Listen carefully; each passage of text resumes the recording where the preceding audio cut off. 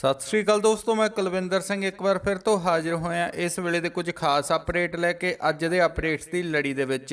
दोस्तों अज दे इस अपडेट्स की लड़ी दे विच कुछ बड़े कुछ खास ते कुछ हैरानीजनक अपडेट ने, इसलिए सारे दोस्त वीडियो के नाल अखीर तक जुड़े रहना ते बिना तुहाडा ज़्यादा समा लए आपां शुरू करते हैं अज दे अपडेट्स की लड़ी नूं।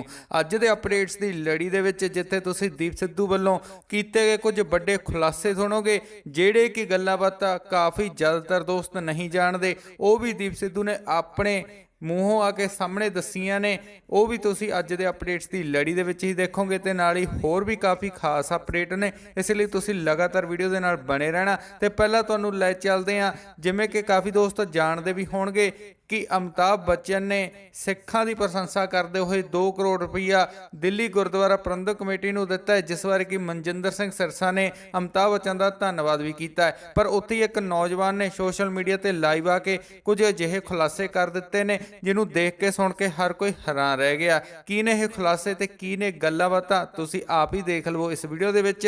बाकी इस वीडियो तो बाद दीप सिद्धू की वीडियो वाल तुहानूं अगे लै चलांगे, इसलिए तुसीं लगातार वीडियो दे नाल जुड़े रहना। वाहिगुरू जी का खालसा वाहिगुरू जी की फतेह। मैं वरिंदर सिंह सेखों अज मैं लाइव हो के मनजिंदर सिरसा दिल्ली गुरुद्वारा प्रबंधक कमेटी के प्रधान ने अकाली दल बादल वालों उन्होंने बेनती करन चाह रहा कि जेड़ा उन्होंने 2 करोड़ रुपया सिखां दे कातल एक राक्ष बंदे तो लिया अमिताभ बच्चन तो लैके उन्होंने सिख कौम दी जड़ां 'च तेल पाया, मैं उस दे बारे सवाल करन चाह रहा। मैं मनजिंदर सिरसा नूं दसना चाहुंदा कि तुसीं तां दिल्ली दे विच रहने हो, तुहानूं तां दिल्ली दे विच होया सिखां दा जिहड़ा नस्लकुशी आ, जनोसाइड होया सिखां दा, उहदे बारे पूरा ज्ञान होना चाहिदा। तुहानूं पता होना चाहिदा कि किवें 1984 दे विच नवंबर दे विच गुरुद्वारा साहिबान नूं ढाया गया दिल्ली दे विच। श्री गुरु ग्रंथ साहब महाराज दे सरूप ने जिहड़े वो बाहर सिੱਟੇ गए, निशान साहब वड्डे गए। ते सारा कुछ होया क्यों? जदों अकाल तख्त साहब ते हमला होया, इंदिरा गांधी पापड़ ने यह हमला करवाया तां उहदा सौदा लग जांदा, तां उहदे सिरहाणे खड़ा होके मरी पई दी लाश दे कोल खड़ा होके अमिताभ बच्चन कह रहा, कहंदा खून दा बदला खून, ਇਹਦੇ खून ਦੇ ਛਿੱਟੇ ਨੇ ਜਿਹੜੇ इंदिरा गांधी ਦੇ ਇਹ ਸਿੱਖਾਂ ਦੇ ਘਰਾਂ ਤੱਕ ਜਾਣੇ ਚਾਹੀਦੇ ਨੇ। ਉਹ ਅੱਜ ਸਾਡੀ ਇੰਨੀ ਗੈਰਤ ਤੇ ਅੱਜ ਤੁਹਾਡੀ ਬਿਲਕੁਲ ਇਹ ਗੈਰਤ ਮਰ ਗਈ ਕਿ ਤੁਸੀਂ ਉਸ ਬੰਦੇ ਤੋਂ, ਰਾਖਸ਼ ਤੋਂ, ਉਸ ਬੰਦੇ ਤੋਂ, ਗੰਦੇ ਖੂਨ ਤੋਂ, ਅਮਿਤਾਭ ਬੱਚਨ ਦਾ ਗੰਦਾ ਖੂਨ ਆ, ਉਹ ਗੰਦੇ ਖੂਨ ਤੋਂ ਤੁਸੀਂ 2 ਕਰੋੜ ਰੁਪਇਆ ਸਿੱਖ ਗੁਰਦੁਆਰਿਆਂ ਲਈ, ਗੁਰਦੁਆਰਾ ਸਾਹਿਬ ਲਈ ਲੈ ਰਹੇ ਹੋ। ਸ਼ਰਮ ਆਉਣੀ ਚਾਹੀਦੀ ਆ।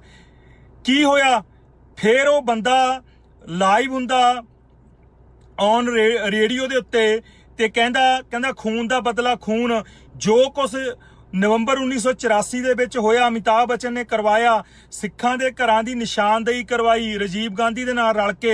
उस तो बाद सिखां दे गलां 'च टायर पाए गए, सिखां नूं कोह के मारिया गया, नस्लकुशी कीती गई साडी दिल्ली दे विच, ते कोई गुरु घर नहीं छड्डिया, कोई सिख नहीं छड्डिया। ते ओह बंदा अज सानू 2 करोड़ रुपया दे के मनजिंदर सिरसा नूं क्लीन चिट लेना चाहुंदा। मनजिंदर सिरसा जी, अकाली दल बादल पंजाब, तुसी जिहड़ा सिख कौम दा इतिहास आ, अकाली दल दा इतिहास आ, उहनूं कलंकित कर रहे हो। तुसी ये चीज़ां करके कलंकित कर रहे हो। कौम ने कदे भी किसी भी हथियारे तो, खूनी तो अज तक पैसा नहीं लिया।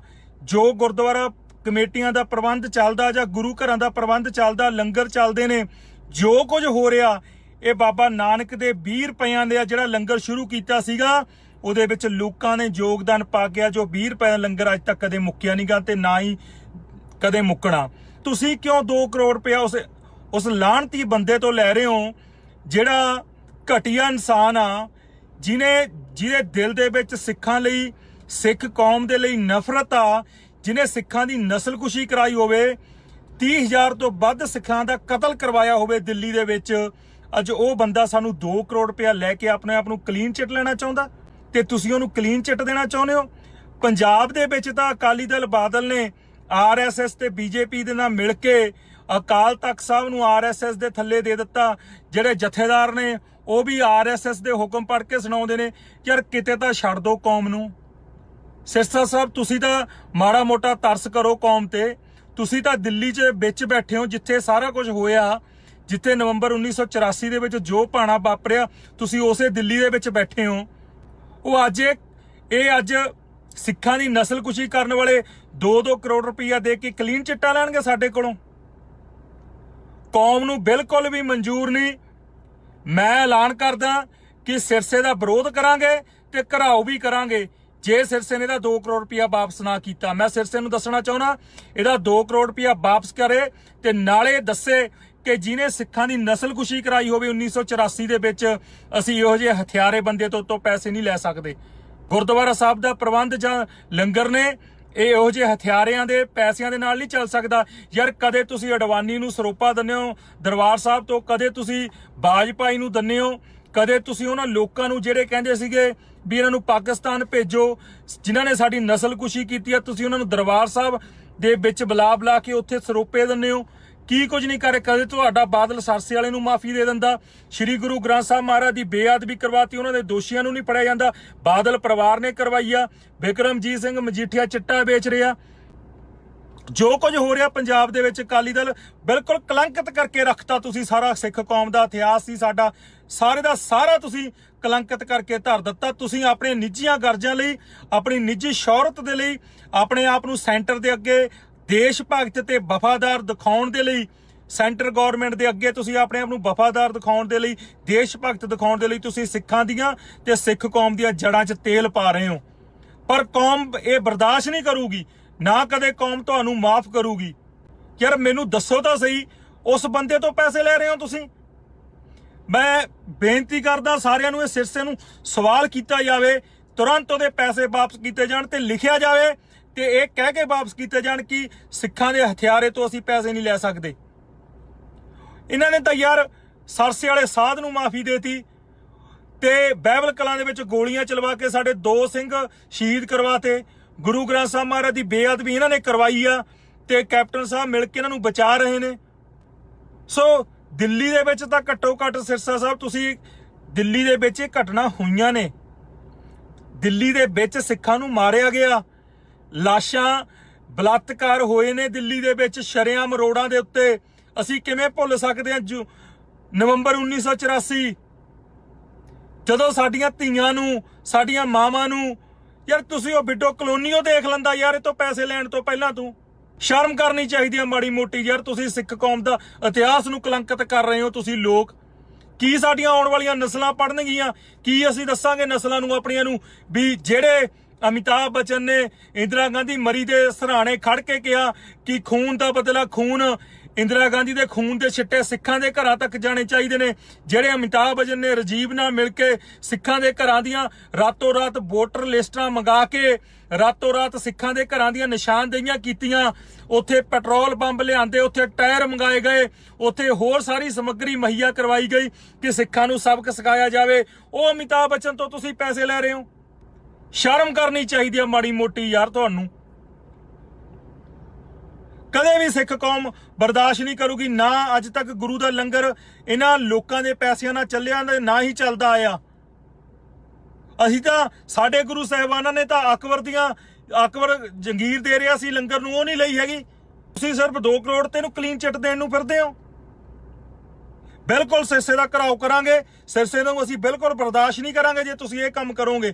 ਤੇ ਮੈਂ ਆਸ ਕਰਦਾ ਕਿ ਬਿਲਕੁਲ ਜਿਹੜੀ ਦਿੱਲੀ ਦੀ ਗੁਰਦੁਆਰਾ ਪ੍ਰਬੰਧਕ ਕਮੇਟੀ ਹੈ, ਜਿੰਨੇ ਵੀ ਮੈਂਬਰ ਨੇ ਉਹਦੇ ਵਿੱਚ, ਉਹਨਾਂ ਸਾਰਿਆਂ ਨੂੰ ਬੇਨਤੀ ਕਰਦਾ ਯਾਰ ਤੁਸੀਂ ਦਿੱਲੀ ਦੇ ਵਿੱਚ ਰਹਿੰਦੇ ਹੋ।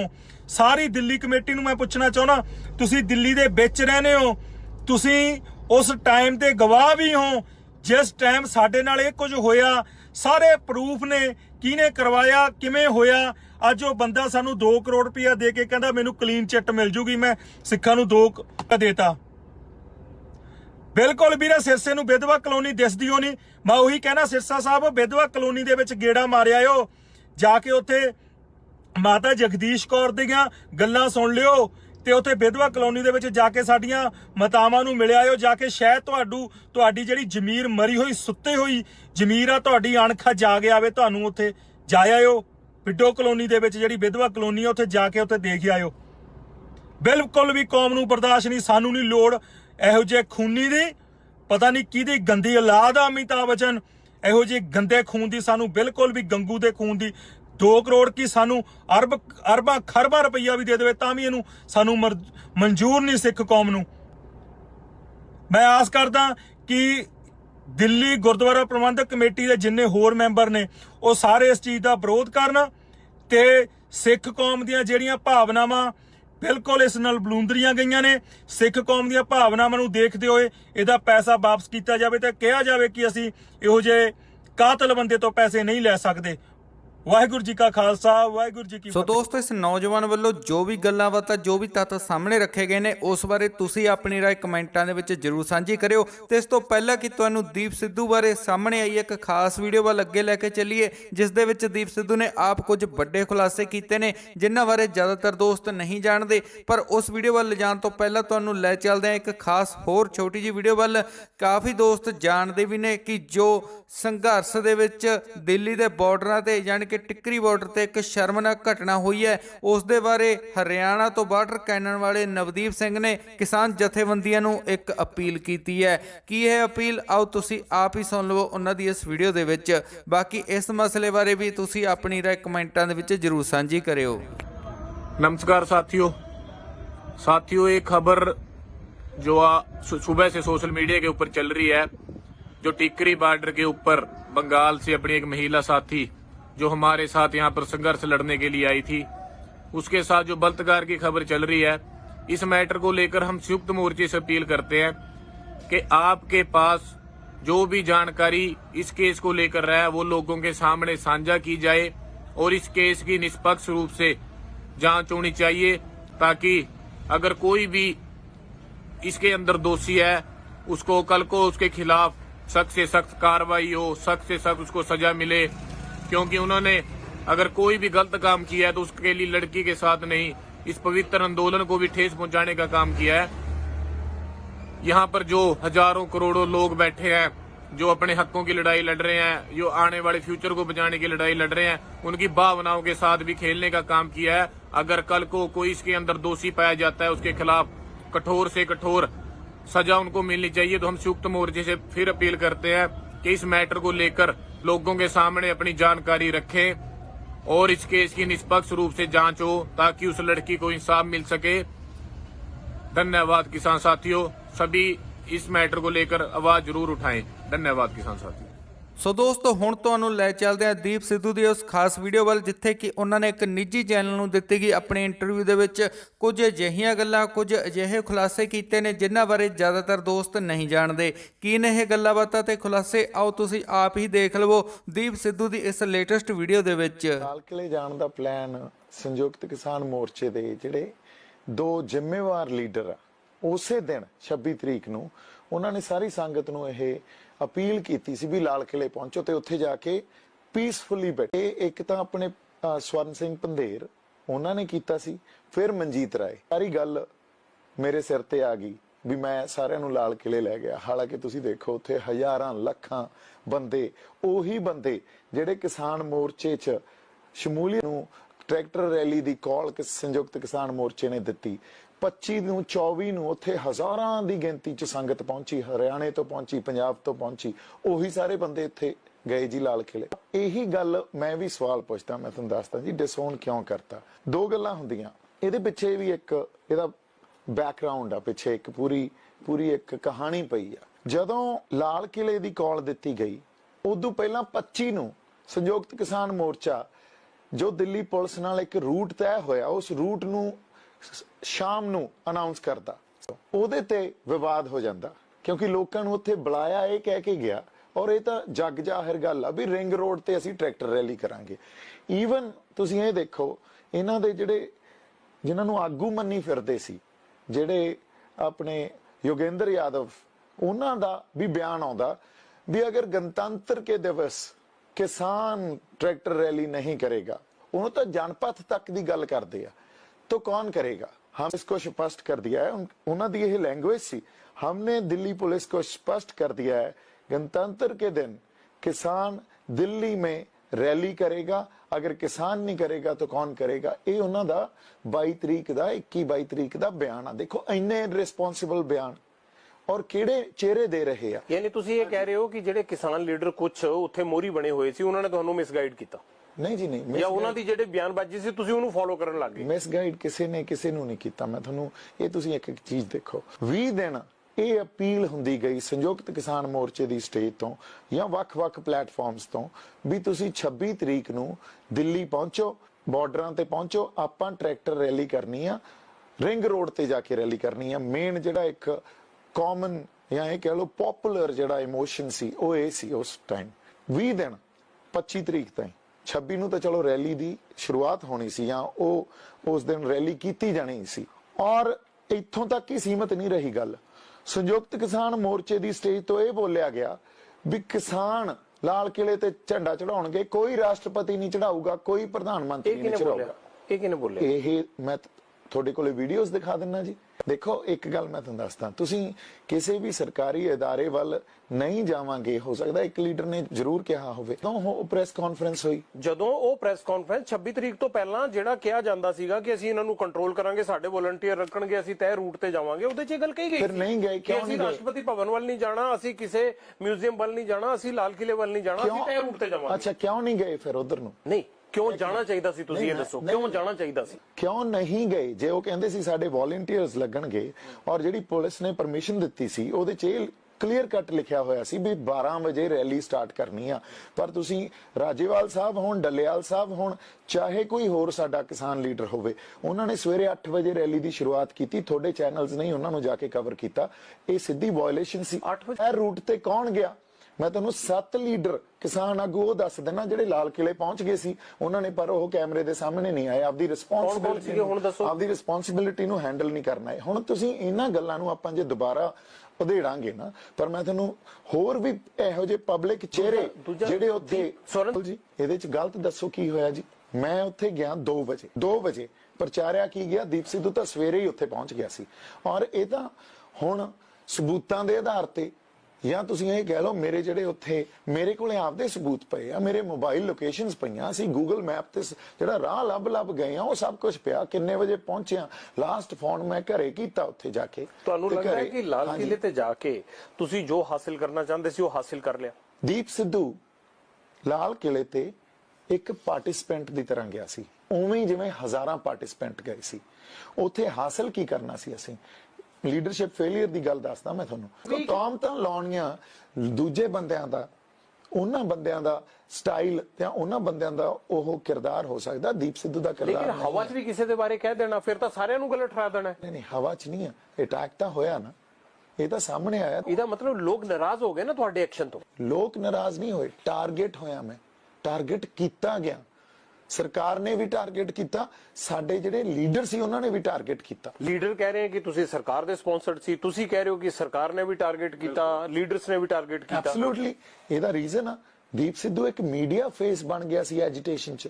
ਮੀਡੀਆ ਨੇ ਇਹਦਾ ਮਤਲਬ ਸਾਰੇ ਲੋਕਾਂ ਨੂੰ ਇਸਤੇਮਾਲ ਕਰ ਰਹੇ ਹੈ, ਨਹੀਂ, ਚਾਹੇ ਮੀਡੀਆ ਫੇਸ ਬਣਨ ਲਈ, ਚਾਹੇ ਆਪਣੀ ਲੀਡਰਸ਼ਿਪ ਚਮਕਾਉਣ ਲਈ। ਕੌਣ ਇਸਤੇਮਾਲ ਕਰ ਰਹੇ ਆ? ਮੈਂ ਤੁਹਾਨੂੰ ਇਹ ਪੁੱਛ ਰਿਹਾ ਕਿ ਮੁੱਦਾ ਸਾਡਾ ਖੇਤੀਬਾੜੀ ਬਿੱਲ ਹੈਗੇ ਆ, ਆਪਾਂ ਕਿਹੜੇ ਚੱਕਰ 'ਚ ਪੈ ਗਏ ਉੱਥੇ ਜਾ ਕੇ? ਭਾਈ ਜੀ ਤੁਸੀਂ ਫੇਰ ਉੱਥੇ ਹੀ ਆ ਗਏ ਹੋ। ਖੇਤੀਬਾੜੀ ਬਿੱਲ ਸਾਡਾ ਮੁੱਦਾ, ਪਰ ਖੇਤੀਬਾੜੀ ਬਿੱਲ ਮੁੱਦਾ ਜਾ ਕੇ ਖੜਦਾ ਕਿੱਥੇ ਆ? ਹੋਂਦ ਤੇ। ਹੋਂਦ 'ਚ ਕੀ ਹੁੰਦਾ? ਇੱਕ ਸੈਕਿੰਡ, ਤੁਸੀਂ ਉੱਥੇ ਹੀ ਆ ਜਾਓ। ਲੀਡਰਸ ਨੇ ਤੁਹਾਡੇ ਖਿਲਾਫ ਪ੍ਰਵੋਕ ਕੀਤਾ ਲੋਕਾਂ ਨੂੰ। ਹਾਂਜੀ, ਫਿਰ ਕੀ ਹੋਇਆ? ਜਦੋਂ ਮੈਂ ਉੱਥੋਂ ਮੋਰਚੇ 'ਚੋਂ ਨਿਕਲਿਆ, ਤੁਸੀਂ ਕਿਹੜੀ ਕਹਾਣੀ ਪੁੱਛਣਾ ਚਾਹੁੰਦੇ ਹੋ? ਪ੍ਰਵੋਕ ਮੇਰੇ ਖਿਲਾਫ ਇਹ ਕੀਤਾ ਵੀ ਦੀਪ ਸਿੱਧੂ ਨੇ ਸਾਰੀ ਗੱਲ ਜੋ ਅੱਜ ਕੀਤੀ ਹੈ, ਦੀਪ ਸਿੱਧੂ ਨੇ ਸਾਰਾ ਇਹ ਹਿੰਸਾ ਵੀ ਉਹਨੇ ਭੜਕਾਈ ਹੈ, ਲੋਕ ਵੀ ਉਹ ਲੈ ਕੇ ਗਿਆ, ਤੇ ਇਹਦਾ ਰਿਸਪੌਂਸਿਬਲ ਦੀਪ ਸਿੱਧੂ ਆ। ਇਹੀ ਗੱਲ ਸਰਕਾਰ ਨੇ ਕਹੀ। ਸਰਕਾਰ ਤੇ ਲੀਡਰਸ਼ਿਪ ਜੋ ਕਹਿ ਰਿਹਾ ਉਹਦੇ 'ਚ ਕੋਈ ਫਰਕ ਸੀਗਾ? ਤੁਸੀਂ ਸਿੰਘੂ ਤੋਂ ਨਿਕਲਣ ਤੋਂ ਬਾਅਦ ਹਾਂਜੀ ਕਿੱਥੇ ਰਹੇ ਤੇ ਕਿਵੇਂ ਰਹੇ? ਨਹੀਂ, ਹੁਣ ਇਹ ਜਿਹੜੀ ਗੱਲ ਆ ਨਾ, ਸਿੰਘੂ ਤੋਂ ਨਿਕਲਣ ਤੋਂ ਬਾਅਦ ਮੈਂ ਕਿੱਥੇ ਰਿਹਾ? ਤਾਂ ਮੈਂ ਅੰਡਰਗਰਾਉਂਡ ਰਿਹਾ, ਮੈਂ ਬਹੁਤ ਕਠਿਨਾਈ 'ਚ ਰਿਹਾ, ਮੈਂ ਬੜਾ ਭੁਗਤਿਆ ਸਾਰੀ ਖਲਕਤ। ਮੈਨੂੰ ਇਹ ਨਹੀਂ ਪਤਾ ਸੀ ਕਿਹਨੇ ਮੇਰੇ ਤੇ ਅਟੈਕ ਕਰ ਦੇਣਾ, ਕਿ ਕਿਹੜੀ ਸਿਚੁਏਸ਼ਨ 'ਚ ਮੈਨੂੰ ਹੈਂਡਲ ਕਰਨਾ ਪੈਣਾ। ਜਮਾਂ ਕੱਲਾ ਕਾਰ ਚਲਾ ਰਿਹਾ, ਰਾਤਾਂ ਨੂੰ ਜਾਗ ਰਿਹਾ, ਕਾਰ 'ਚ ਸੌਂ ਰਿਹਾ, ਕੋਠਿਆਂ 'ਚ ਸੌਂ ਰਿਹਾ। ਲੀਡਰਸ਼ਿਪ ਦਾ ਕੋਈ ਕਲੇਸ਼ ਨਹੀਂ ਹੈ, ਪਲੀਜ਼ ਅੰਡਰਸਟੈਂਡ। ਜਿੱਥੇ ਸਾਡੇ ਤੋਂ ਗਲਤੀ ਹੋਈ ਹੈ ਸਾਨੂੰ ਐਕਸੈਪਟ ਕਰਨਾ ਚਾਹੀਦਾ। ਤੁਹਾਨੂੰ ਵੀ ਐਕਸੈਪਟ ਕਰਨਾ ਚਾਹੀਦਾ? ਬਿਲਕੁਲ ਕਰਨਾ ਚਾਹੀਦਾ। ਜੇ ਮੇਰੇ ਤੋਂ ਕੋਈ ਗਲਤੀ ਹੋਈ ਹੈ ਮੈਂ ਐਕਸੈਪਟ ਕਰੂੰਗਾ। ਇਹ ਗਲਤੀ ਹੈ ਤੁਹਾਡੀ? ਨਹੀਂ ਭਾਈ ਜੀ, ਇੱਕ ਮਿੰਟ, ਮੈਂ ਭੜਕਾਇਆ ਹੋਵੇ ਲੋਕਾਂ ਨੂੰ ਤਾਂ ਮੈਂ ਗਲਤ ਕੀਤਾ। ਮੈਂ ਹਿੰਸਾ 'ਚ ਕੋਈ ਹਿੱਸਾ ਲਿਆ ਹੋਵੇ ਮੈਂ ਗਲਤ ਕੀਤਾ। ਮੈਂ ਕੋਈ ਕਿਸੇ ਤਰ੍ਹਾਂ ਦਾ ਨਿਰਾਦਰ ਕੀਤਾ ਹੋਵੇ ਉੱਥੇ ਜਾ ਕੇ, ਜੇ ਅਸੀਂ ਇਹ ਕਹੀਏ ਵੀ ਅਸੀਂ ਤਿਰੰਗੇ ਦਾ ਵੀ ਨਿਰਾਦਰ ਕੀਤਾ, ਮੈਂ ਗਲਤ ਕੀਤਾ। ਇਹ ਹੋਇਆ ਹੀ ਨਹੀਂ। ਅਸੀਂ ਜਮਾਂ ਕਿਸੇ ਚੀਜ਼ ਦਾ ਨਿਰਾਦਰ ਨਹੀਂ ਕੀਤਾ। ਅਸੀਂ ਕਿਸੇ ਪੁਲਿਸ ਤੇ ਅਟੈਕ ਨਹੀਂ ਕਰਨ ਗਏ ਸੀ। ਦੀਪ ਸਿੱਧੂ ਦੁਬਾਰਾ ਕਦੋਂ ਅੰਦੋਲਨ 'ਚ ਜਾਏਗਾ? ਦੀਪ ਸਿੱਧੂ ਬਹੁਤ ਹੁਣ ਵੀ ਅੰਦੋਲਨ ਦਾ ਹਿੱਸਾ, ਬੜੀ ਜਲਦੀ ਅੰਦੋਲਨ 'ਚ ਜਾਊਗਾ। ਤੁਸੀਂ ਔਰ ਲੱਖਾ ਦੋਨੋਂ ਪਹਿਲੇ ਇੱਕ ਟੀਮ ਸੀਗੇ। ਹਾਂਜੀ ਲੱਖਾ ਸਿੰਘੂ ਹੀ ਬਣਿਆ ਰਹਿੰਦਾ ਹੈ। ਹਾਂਜੀ ਔਰ ਹੁਣ ਵੀ ਉੱਥੇ ਹੀ ਬਣਿਆ ਹੋਇਆ ਹੈ। ਹਾਂਜੀ। ਔਰ ਉਹੀ ਕਿਸਾਨ ਲੀਡਰਾਂ ਨੂੰ ਹੁਣ ਲੱਖੇ ਤੇ ਬਹੁਤਾ ਇਤਰਾਜ਼ ਵੀ ਨਹੀਂ ਰਿਹਾ, ਤੇ ਫਿਰ ਕੱਲੇ ਦੀਪ ਸਿੱਧੂ ਤੇ ਇਤਰਾਜ਼ ਕਿਉਂ ਹੈ? ਔਰ ਦੀਪ ਸਿੱਧੂ ਨੇ ਉਹ ਜਗ੍ਹਾ ਕਿਉਂ ਛੱਡੀ ਜਦ ਲੱਖੇ ਨੇ ਨਹੀਂ ਛੱਡੀ? ਤਾਂ ਦੀਪ ਸਿੱਧੂ ਨੇ ਤਾਂ ਉਦੋਂ ਉਹ ਜਗ੍ਹਾ ਛੱਡੀ 26 ਜਨਵਰੀ ਨੂੰ, ਜਦੋਂ ਸਭ ਮੇਰੇ ਪਿੱਛੇ ਪੈ ਗਏ। 8 ਟੀਮਾਂ ਬਣਾ ਦਿੱਤੀਆਂ ਗਈਆਂ ਮੇਰੇ ਤੇ ਅਟੈਕ ਕਰਨ ਲਈ। ਆਪਾਂ ਉਹਨਾਂ ਗੱਲਾਂ ਨੂੰ ਨਹੀਂ ਖਰੀਦਦੇ, ਕਿਉਂਕਿ ਫਿਰ ਉਹਦੇ 'ਚ ਇਹ ਹੋਊਗਾ ਕਿਉਂ ਟੀਮਾਂ ਬਣੀਆਂ, ਕਿਹਨੇ ਬਣਾਈਆਂ, ਕਿਹਦੀ ਇਨਸਿਕਿਉਰਿਟੀ ਸੀ। ਜੋ ਮੁੱਦੇ ਦੀ ਗੱਲ ਕਰਦੇ ਆ, ਦੀਪ ਸਿੱਧੂ 26 ਤਰੀਕ ਨੂੰ ਉੱਥੋਂ ਆ ਗਿਆ। 26 ਤਰੀਕ ਤੋਂ ਬਾਅਦ ਦੀਪ ਸਿੱਧੂ ਨੂੰ ਅੰਡਰਗਰਾਉਂਡ ਹੋਣਾ ਪਿਆ, ਕਿਉਂਕਿ ਦੀਪ ਸਿੱਧੂ ਤੇ ਕੇਸ ਪਾ ਦਿੱਤੇ ਗਏ। ਦੀਪ ਸਿੱਧੂ ਤੇ ਲੁੱਕਆਊਟ ਨੋਟਿਸ ਜਾਰੀ ਕਰ ਦਿੱਤਾ ਗਿਆ। ਰੇਡਾਂ ਹੋਣ ਲੱਗ ਗਈਆਂ ਦੀਪ ਸਿੱਧੂ ਦੇ ਖਿਲਾਫ। ਉਸ ਤੋਂ ਬਾਅਦ ਦੀਪ ਸਿੱਧੂ ਪੁਲਿਸ ਦੀ ਹਿਰਾਸਤ 'ਚ ਹੁੰਦਾ। ਪੁਲਿਸ ਦੀ ਹਿਰਾਸਤ ਤੋਂ ਬਾਅਦ ਜੇਲ੍ਹ 'ਚ ਜਾਂਦਾ, ਪਹਿਲਾਂ ਰਿਮਾਂਡ ਤੇ ਫਿਰ ਜੇਲ੍ਹ 'ਚ ਜਾਂਦਾ। ਜੇਲ੍ਹ ਤੋਂ ਵਾਪਸ ਆਉਂਦੇ ਉਸੇ ਰਾਤ ਨੂੰ ਦੀਪ ਸਿੱਧੂ ਫਿਰ ਮੋਰਚੇ 'ਚ ਜਾ ਕੇ ਆਉਂਦਾ। ਇਹ ਤੁਹਾਨੂੰ ਕਿਸੇ ਨੂੰ ਪਤਾ? ਦੀਪ ਸਿੱਧੂ ਕੋਲੇ ਆਪਸ਼ਨ ਸੀ ਵੀ ਮੋਰਚੇ 'ਚ ਨਾ ਜਾਵੇ, ਜਿੱਦਾਂ ਜ਼ਮਾਨਤ ਹੋਈ ਆ ਦੂਜਾ ਰੂਟ ਲੈ ਲੇ। ਪਰ ਦੀਪ ਸਿੱਧੂ ਇਹ ਕਹਿੰਦਾ ਵੀ ਨਹੀਂ, ਸਾਡਾ ਮੋਰਚਾ। ਉੱਥੇ ਮੋਰਚੇ 'ਚ ਜਾ ਕੇ ਆਉਂਦਾ, ਫਿਰ ਮਾਤਾ ਨੂੰ ਮਿਲਦਾ। ਉਹ ਮਾਤਾ ਜਿਹੜੀ ਮੋਰਚੇ 'ਚ ਹਜੇ ਤੱਕ ਬੈਠੀ ਹੋਈ ਆ। ਕਿਉਂ ਬਾਰੇ ਮੈਂ ਇੰਨਾ ਕੁ ਕਹਿ ਸਕਦਾ ਵੀ ਸਰੈਂਡਰ ਸੀ ਜਾਂ ਗ੍ਰਿਫਤਾਰੀ? ਗ੍ਰਿਫਤਾਰ ਨਹੀਂ ਹੋਇਆ, ਇੰਨੀ ਆਪਾਂ ਗੱਲ ਕਹਿ ਸਕਦੇ ਹਾਂ, ਹਨਾ। ਮੈਨੂੰ ਬਹੁਤ ਜ਼ਿਆਦਾ ਮੇਰੇ ਤੇ ਪ੍ਰੈਸ਼ਰ, 50 ਬੰਦੇ ਰੇਡਾਂ ਕਰ ਰਹੇ ਆ, ਮੇਰੇ ਘਰੇ 30 ਬੰਦੇ ਬੈਠੇ ਆ, ਕਮਾਂਡੋ ਦੀਆਂ ਸਵਾਟ ਕਮਾਂਡੋਜ਼ ਦੇ ਨਾਲ ਰੇਡਾਂ ਹੋ ਰਹੀਆਂ। So let's not get into that. ਇੱਕ ਦਿਨ ਬੰਦਾ ਡਿਸਾਈਡ ਕਰਦਾ ਇਨਫ ਇਜ਼ ਇਨਫ। ਤੁਸੀਂ ਕਿਵੇਂ ਗਏ ਪੁਲਿਸ ਕੋਲ? ਨਹੀਂ, ਪਰ ਇਹ ਵੀ ਕਿਉਂਕਿ ਇਹ ਚੀਜ਼ ਨਾ ਕੇਸ ਤੇ ਫਰਕ ਪਾਊਗੀ, ਉਸ ਤੇ ਫਰਕ ਇਸ ਕਰਕੇ ਪਾਊਗੀ। ਉਹ ਸਾਰੇ ਜਿਹੜੇ ਡਿਟੇਲਸ ਹਜੇ ਟ੍ਰਾਇਲ ਦੇ ਦੌਰਾਨ ਅਸੀਂ ਬਾਹਰ ਲੈ ਕੇ ਆਵਾਂਗੇ ਤੇ ਆਪਦੀ ਇਨੋਸੈਂਸ ਪ੍ਰੂਵ ਉਹ ਤਾਂ ਚੇਂਜ ਨਹੀਂ ਹੋ ਜਾਣਗੇ ਮੈਨੂੰ ਦੱਸਣ ਤੇ, ਉਹ ਤਾਂ ਉਹੀ ਰਹਿਣਗੇ। ਨਹੀਂ, ਪਰ ਇਹਦੇ ਤੇ prosecution of the defence prosecution of the strategy plan ਕਰ ਲੈਂਦੀ ਆ। ਫਿਰ ਪ੍ਰੋਸੀਕਿਊਸ਼ਨ ਇਹਨੂੰ ਕਨਫੈਸ਼ਨ ਸਟੇਟਮੈਂਟਸ ਵੀ ਯੂਜ਼ ਕਰਦੀ ਹੈ। ਉਹ ਤੇ ਇੰਨਾ ਪ੍ਰੋਸੀਕਿਊਸ਼ਨ ਨੂੰ ਪਤਾ ਹੀ ਹੁੰਦਾ ਹੈ ਕਿ ਅਕਿਊਜ਼ਡ ਨੇ ਕੀ ਕਰਨਾ ਹੈ ਔਰ ਉਹ ਕਿਵੇਂ ਸਰੈਂਡਰ ਹੋਇਆ ਜਾਂ ਗ੍ਰਿਫਤਾਰ ਹੋਇਆ ਹੈ। ਨਹੀਂ, ਦੇਖੋ, ਉਹਨਾਂ ਨੇ ਇੱਕ ਆਪਦਾ ਜਿਹੜਾ ਰਿਪਲਾਈ ਫਾਈਲ ਕੀਤਾ, ਉਹ ਰਿਪਲਾਈ 'ਚ ਇੱਕ ਆਪਦੀ ਕਹਾਣੀ ਬਣਾਈ ਹੋਈ ਆ। ਮੇਰੀ ਬੇਲ ਐਪਲੀਕੇਸ਼ਨ 'ਚ ਵੀ ਉਹਨਾਂ ਦਾ ਰਿਪਲਾਈ ਫਾਈਲ ਆ, ਪਬਲਿਕ ਡਾਕੂਮੈਂਟ ਆ, ਤੁਸੀਂ ਵੀ ਕਢਾ ਸਕਦੇ ਹੋ। ਉਹਨਾਂ ਨੇ ਆਲਰੇਡੀ ਇੱਕ ਕਹਾਣੀ ਬੁਣੀ ਹੋਈ ਆ। ਅਸੀਂ ਉਸ ਕਹਾਣੀ ਨੂੰ ਹੁਣ, ਕਿਉਂਕਿ ਓਨਰਸ ਆਫ ਪ੍ਰੂਫ ਸਾਡੇ ਤੇ ਆ ਵੀ ਪਰ ਲੋਕਾਂ ਨੂੰ ਤਾਂ ਦੱਸ ਦਿਓ ਤੁਸੀਂ ਵੀ ਕਿਵੇਂ ਹੋਇਆ ਸੀ। ਚਲੋ ਉਹ ਤਾਂ ਕੋਰਟ 'ਚ ਤੈਅ ਹੁੰਦਾ ਰਹੇਗਾ। ਨਹੀਂ, ਮੈਂ ਉਹੀ ਗੱਲ ਤਾਂ ਕਹਿ ਰਿਹਾ। ਅੱਜ ਦੀ ਆਪਣੀ ਇਹ ਗੱਲਬਾਤ ਕੋਰਟ 'ਚ ਮੇਰੇ ਕਨਫੈਸ਼ਨ ਸਟੇਟਮੈਂਟ 'ਚ ਦਿਖਾਈ ਜਾਊਗੀ। ਠੀਕ ਹੈ, ਬੀਇੰਗ ਅ ਲਾਇਰ ਮੈਂ ਅੰਡਰਸਟੈਂਡ ਕਰਦਾ ਇਹ ਚੀਜ਼ਾਂ ਨਾ। ਜਦੋਂ ਐਵੀਡੈਂਸ ਹੋਊਗਾ, ਚਾਰजेस ਫਰੇਮ ਹੋਣਗੇ, ਉਸ ਟਾਈਮ ਇਹ ਯੂਜ਼ ਕੀਤਾ ਜਾਊਗਾ। ਤਾਂ ਆਪਾਂ ਕੇਸ ਨੂੰ ਵੀਕ ਨਾ ਕਰੀਏ, ਕਿਉਂਕਿ ਮੈਂ ਚਾਹਣਾ ਸੱਚ ਸਾਹਮਣੇ ਆਵੇ, ਅਦਾਲਤ ਤੋਂ ਇਹ ਗੱਲ ਸਾਹਮਣੇ ਆਵੇ, ਜੁਡੀਸ਼ਰੀ ਤੋਂ ਗੱਲ ਸਾਹਮਣੇ ਆਵੇ ਵੀ ਇਹਦੇ ਨਾਲ ਕੀਤਾ ਕੀ ਗਿਆ।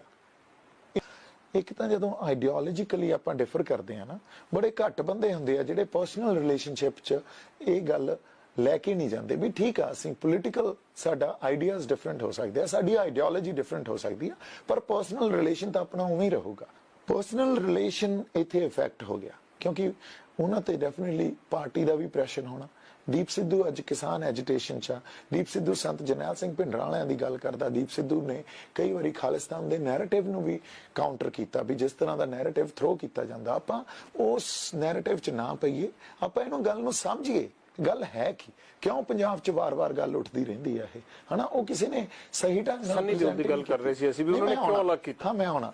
ਜਦੋਂ ਦੀਪ ਸਿੱਧੂ ਇਹ ਸਾਰੀਆਂ ਗੱਲਾਂ ਕਰਦਾ ਤਾਂ ਕੋਈ ਵੀ ਮੇਨ ਸਟ੍ਰੀਮ ਪੋਲੀਟੀਕਲ ਪਾਰਟੀ ਉਹਦੇ ਤੋਂ ਡਰਨ ਲੱਗ ਜਾਂਦੀ ਹੈ ਵੀ ਯਾਰ ਪਤਾ ਨਹੀਂ ਇਹਦੇ ਮਨ 'ਚ ਕੀ ਆ, ਪਤਾ ਨਹੀਂ ਇਹ ਕੋਈ ਮੈਨੂੰ ਖਾਲਿਸਤਾਨੀ ਕਹੀ ਜਾਂਦਾ, ਕੋਈ ਮੈਨੂੰ ਆਰਐਸਐਸ ਦਾ ਕਹੀ ਜਾਂਦਾ, ਕੋਈ ਮੈਨੂੰ ਇਹ ਕਹੀ ਜਾਂਦਾ ਵੀ ਇਹਨੇ ਤਾਂ ਅਕਾਲੀ ਦਲ ਜੁਆਇਨ ਕਰਨਾ। ਸੋ ਦੋਸਤੋ, ਦੀਪ ਸਿੱਧੂ ਦੀ ਇਸ ਵੀਡੀਓ ਦੇ ਨਾਲ ਹੀ ਹੁਣ ਇੱਥੇ ਤੁਹਾਡੇ ਤੋਂ ਲੈਂਦੇ ਹਾਂ ਇਜਾਜ਼ਤ। ਬਾਕੀ ਹੋਰ ਤਾਜ਼ਾ ਅਪਡੇਟਸ ਦੇ ਲਈ ਤੁਸੀਂ ਬਣੇ ਰਹੋ ਲਿਮਟਿਡ ਗਿਆਨ ਦੇ ਨਾਲ।